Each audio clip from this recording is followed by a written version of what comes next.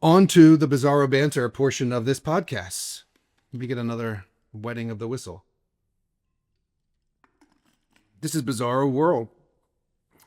We are political here, but mostly anti-political. We're neither left nor right. We are for the common man and woman, the Jose and Maria, as Gerardo likes to say, in Italiano, Giuseppe and Maria. But anyway, we spent a lot of time talking about politics, the Fed, left, right, why they don't have your best interest in mind, etc. On down the line. We've talked about Epstein. We did a great episode about that recently with Rudy Havenstein on as a guest. And oh, by the way, they're still playing dirty tricks. This week they said they released the documents. It was just a re-release of documents that have already been released. Like, they're just jerking your chain with that. But I wanted to get more local today because, because I've been talking about Spokane a lot. I've been talking about the homeless problem we have that I believe is a microcosm of problems faced throughout the country. I'm aware of the complex nature of the problem. I'm aware that there was an opioid epidemic. I lost a brother-in-law to that and many friends.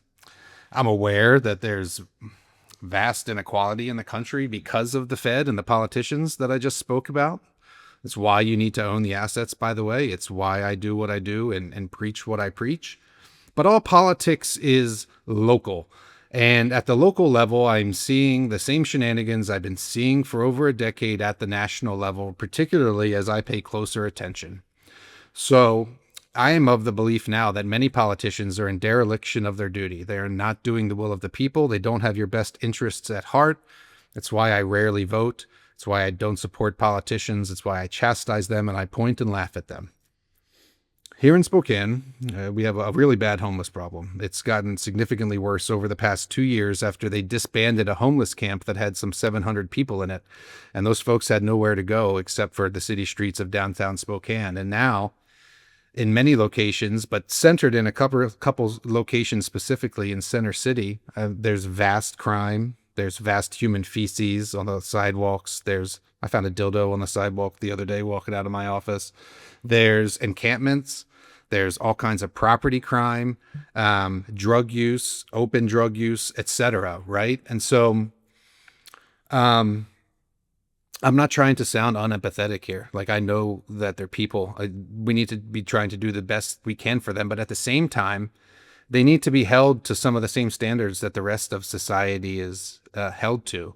And more importantly, when in America, in a democracy, a city votes to do something, the leaders in that city need to do the will of the people. So in Spokane, we had a vote to ban homeless camping. 75% of the people who voted supported that. They wanted no camping on the street. They wanted to make it illegal. No warning, nothing. You're camping on the street, you have to get off. That went to the Washington State Supreme Court, who said that it was a legislative issue, not an administrative issue, and so the voters could not pass it. It had to be passed legislatively by the city council. So all the city council had to do was pass it in the form in which it was written, the way it was passed by the people. Did the mayor and the city council do that? No, they did not. They altered, defanged, detoothed the bill that the people voted for, essentially making it not illegal to camp on the sidewalk, giving a warning period, watering it down, injecting other clauses. And then this went to a vote in June in city council. And the mayor wants her version of the bill to pass, the detoothed, defanged, watered down version. Lots of people went to that city council meeting. Lots of people said that they should pass what the people wanted. I think it was like, the ratio was like, 30 or 40 to 1. People speaking in favor of wanting the Proposition 1 passed the way the people passed it. What happened is, this is kind of funny.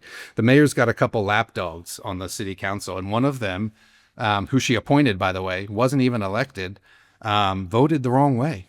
She voted not to do what the mayor wanted. And so chaos ensued.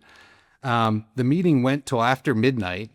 The mayor was calling and texting folks on the city council.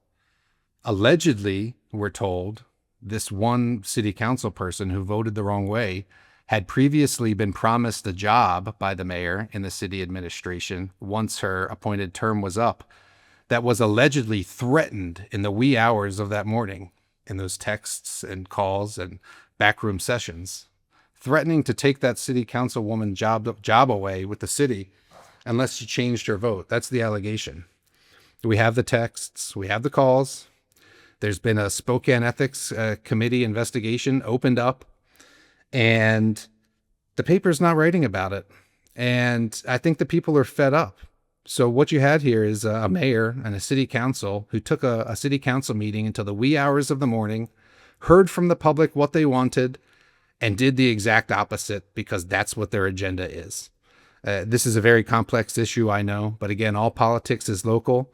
There's a lot of nonprofits that benefit, that get payola from the treating of the homeless, the providing of services, and that's the road we're going down, the providing of services. And again, it's not what the people want. And so the mayor was texting people in the wee hours of the morning, and we're going to see how this investigation goes. It should be a much wider story. It should be printed in the Spokesman Review, the local paper here, but it's not.